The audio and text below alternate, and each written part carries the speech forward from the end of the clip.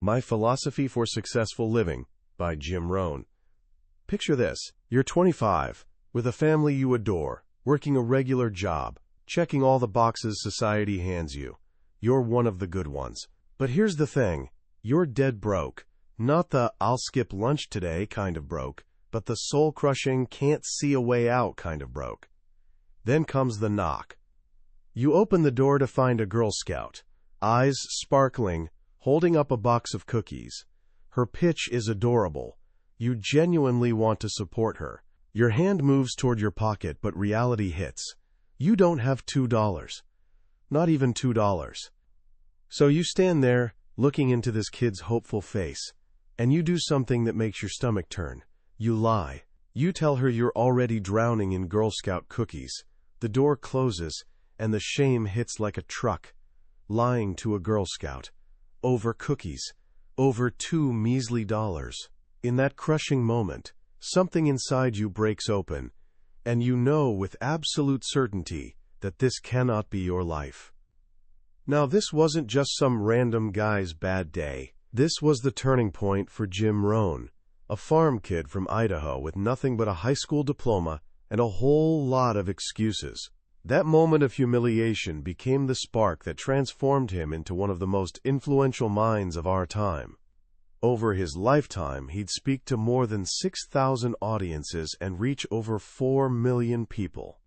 His straightforward wisdom became the foundation for an entire generation of entrepreneurs and leaders. What you're about to dive into isn't just a book summary. It's a roadmap to a philosophy that's created countless millionaires and changed even more lives. And here's what I can promise you. By the time we're done here, you'll understand the single shift in thinking that separates people who just survive from people who truly thrive. It's not some complicated system or secret formula. It's a simple but powerful change in how you see the world. And just like it did for Jim Rohn, it starts with recognizing that the most important project you'll ever work on is staring back at you in the mirror. Standing on that doorstep, still feeling the sting of that Girl Scout cookie lie, Jim Rohn hit rock bottom. At 25, he had an excuse for everything. The taxes were killing him. The economy was garbage. His boss was cheap. The list went on, and guess what? It wasn't getting him anywhere. Fed up with his own nonsense, he went searching for answers and found a mentor named Earl Showoff, a sharp businessman who didn't believe in sugarcoating anything. Showoff listened to Jim's entire repertoire of excuses, then handed him the most brutal and liberating homework assignment of his life. He told him to grab a piece of paper, write down every single excuse, and then tear that paper into confetti. Next, Showoff said, "Get a fresh sheet and write one word: me." The problem wasn't Washington. It wasn't his company. It wasn't the state of the world.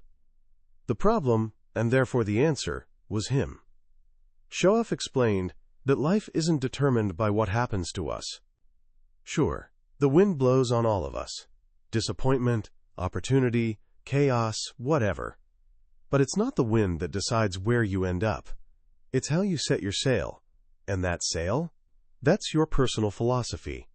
This was Jim's wake-up call. His philosophy from 19 to 25 had landed him in a place where $2 felt like a fortune. Time for a new one. That's when he discovered what would become his rallying cry. Formal education will make you a living, but self-education will make you a fortune. Let that sink in for a second. School teaches you to be a decent employee. It gives you the skills to do a job and collect a paycheck. Nothing wrong with that. It helps you survive. But self-education? That's a different game entirely. That's what you do after you clock out. The books you devour, the courses you take, the deep conversations you seek out. It's the intentional, daily practice of leveling up your mind, your abilities, and your character. Self-education teaches you how to actually live. It's what makes you irreplaceable. This brings us to the next big idea. We get paid for bringing value to the marketplace. The marketplace doesn't care about your troubles or your excuses. It's harsh but fair. It rewards value. If you want more money, become more valuable. It sounds obvious, right? But most people miss this completely. They spend their entire lives trying to squeeze more from their jobs, when they should be focused on becoming more valuable to their jobs and the world around them. This led Rohn to his second game-changing mantra: work harder on yourself than you do on your job. Sounds backwards, doesn't it? We're trained to grind at our jobs, to be dependable employees. And you should be. But if all you do is work hard at your job, you'll make a living, you'll be reliable. But if you work hard on yourself, on how you communicate, how you lead, on your skills and your mindset, you can make a fortune. Why? Because you're not just getting better at one task, you're upgrading the entire product that is you. Success, he realized, isn't something you chase down. You don't hunt it like prey. Success is something you attract by who you become. Want more success? Become more attractive, not physically, but in character, skill, and value. Become a leader, a visionary, a master of what you do, and success won't be able to resist you. It's a universal law. So how do you actually start this journey of self-improvement? Rohn breaks down the different approaches people take to climb the economic ladder. First, there's the philosophy of government intervention. If only they'd raise the minimum wage, people say. This is a waiting game, a dependency game. It'll never make you wealthy. Second is the philosophy of demand. Pay me more. This might get you a small bump, but it's confrontational and puts a ceiling on what's possible. Third is collective confrontation. People band together, strike, and try to force change. Again, might lead to small wins, but it won't unlock real wealth. Rohn champions a fourth approach, far more powerful, the philosophy of performance and productivity. This is where you stop waiting and demanding and start becoming. You learn more. You read more. You become so skilled, so efficient, so valuable that the marketplace has no choice but to reward you. If your current employer doesn't, someone else will. Or even better, you create your own opportunities. With this philosophy, you're not just asking for a bigger slice, you're learning to bake your own pies. And what's the secret to creating that kind of value? It's beautifully simple. The secret to wealth, power, and influence is this: find a way to serve many people. That's it. It's not about you, it's about them. Rohn was close friends with Zig Ziglar, who famously said, "You can have everything in life you want if you'll just help enough other people get what they want." This isn't just motivational fluff. It's the fundamental law of economics and success. The more people you serve and the better you serve them, the more you'll be rewarded. Living this philosophy requires a few key pieces. First, you need skills. Rohn looked at himself at 25 and realized his main skill was milking cows. That, he joked, didn't pay much in the modern world. He knew he had to learn more to earn more. In today's fast-moving world, relying on one skill is risky. You need to be a lifelong student, constantly adding tools to your belt. He learned to speak, to lead, even to teach capitalism in Russia after communism fell, because he saw needs and developed skills to meet them. Second, you need the right money philosophy. This is where he draws a brilliant line between rich and poor. The philosophy that keeps you broke is this: spend your money, then invest what's left. The philosophy that builds wealth is exactly opposite. Invest your money, then spend what's left. Same amount of money, completely different mindset. Wealthy people treat investing in their future, in assets or self-education, as their first and most important expense. Everyone else pays bills, buys stuff, and hopes something's left over. This simple flip in order changes everything. Third, you need people. You can't build a fortune solo. You can make a living by yourself, maybe even a good one. But fortunes are built with teams. This is where Rohn makes another crucial distinction. Wages are good, but profits are better. A wage is what you earn for your time and effort. Profits are what you earn from organizing resources and people to create marketplace value. When you do all the work yourself, you make a living. When you get others working toward a goal, that's when fortune building begins. This isn't about exploiting anyone. It's about multiplication. It's about finding capable, independent people. Rohn calls them cats, not sheep, because they're tougher to manage but way more effective, and inspiring them toward a shared vision. Get 2 or 3 focused people aligned, and almost anything becomes possible. How do you lead these people effectively? 2 things: recognition and communication. His take on recognition is powerful. Be so busy recognizing others that you don't have time to worry about getting it yourself. Celebrate small wins. Acknowledge progress. When people feel valued, they'll move mountains. On communication, he identifies 3 levels. First is training, just showing someone how to do a task, simple. Second is teaching, more advanced, giving someone a skill they can own. But the highest level, the one that transforms lives, is inspiration. To inspire someone is to help them see themselves as better than they currently are. It's painting a future so compelling they feel pulled toward it. That's true leadership. As you build this philosophy, this team, these skills, you're constantly refining your approach through 2 channels: learning from your own experiences and learning from others' experiences. You can't live long enough to make every mistake yourself. Study others' successes and failures. Read history and biographies. Let their lives be your education. Throughout all of this, you need clear, powerful goals. Reasons come first, Rohn says, then answers come second. If your why is strong enough, you'll figure out the how. He tells of Andrew Carnegie, who decided to spend his first half accumulating wealth and his second half giving it away. That goal fueled him to earn what would be billions today. Your goals need to be big enough to excite you, to pull you out of bed every morning. Finally, Rohn brings it together by asking, what does a truly successful, extraordinary life actually look like? It's not just a fat bank account. It's richness in every dimension. He outlines 6 components.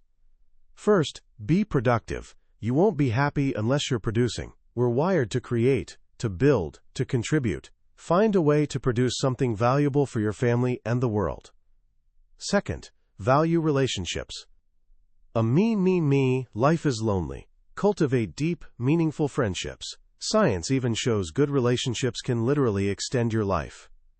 Third, respect your origins.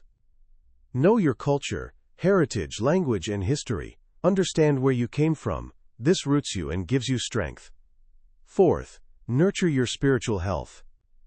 Whatever you believe, don't leave it unexamined. A strong inner life provides unshakable foundation when external circumstances get rocky. Fifth, build an inner circle. This is your core group of friends and family who support you. They're your buffer against life's inevitable challenges. Inspire them, and they'll inspire you back. Sixth, plant the seeds. This is his final, beautiful metaphor. He says God's deal with humanity is this: if you plant the seed, I'll make the tree. God doesn't ask you to perform the miracle of creating a tree from nothing. Just do your part. Plant the seed. You have to participate in your own rescue. Plant the seed of a new habit, a new skill, a new philosophy. Do your part, then trust the universe to do its part. From the shame of a $2 lie to a philosophy that's transformed millions, Jim Rohn's journey proves one simple truth. The biggest changes in our outer world always start with a quiet revolution in our inner world. When you step back and take in the wisdom of Jim Rohn's My Philosophy for Successful Living, what hits you is its profound simplicity. In a world constantly screaming about the latest life hack, newest productivity app, or most complex investment strategy, Rohn's voice cuts through all the noise with timeless foundational truths. His message isn't about shortcuts. It's about becoming the kind of person who doesn't need them. It's a philosophy built on 2 rock-solid pillars: complete personal responsibility and relentless self-improvement. Why does this matter so much today, especially for younger people? Because we live in an age of constant distraction and, honestly, widespread entitlement. It's incredibly easy to blame circumstances, wait for someone to hand us opportunities, or believe success just happens to lucky people. Rohn's philosophy is the antidote to that mindset. It puts the power and the responsibility squarely back in your hands.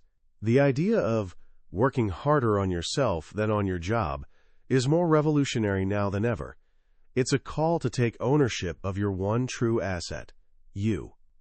The most powerful lesson for me is that success isn't something you chase, it's something you attract. This completely reframes achievement. It's not about hunting money, fame, or status. It's about building your character, skills, and value until those things naturally follow. The goal isn't getting $1 million. The goal is becoming the kind of person capable of creating, managing, and deserving $1 million. The real prize is who you become along the way. So how can you start applying this philosophy right now, today? Here are 3 simple actions. First, take the Girl Scout test. Ask yourself honestly, is there a metaphorical $2 box of cookies in my life right now? Some small frustration or limitation pointing to a bigger issue in your philosophy or habits? Don't be ashamed. See it as a signal.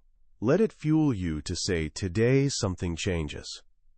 Second, start a self-education hour. You don't need to overhaul everything.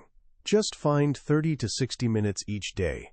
Turn off notifications, eliminate distractions, and invest that time in yourself. Read a chapter of a valuable book. Listen to a podcast like this. Watch a tutorial to learn something new. Make a daily deposit into your mental bank account. Third, flip the money formula.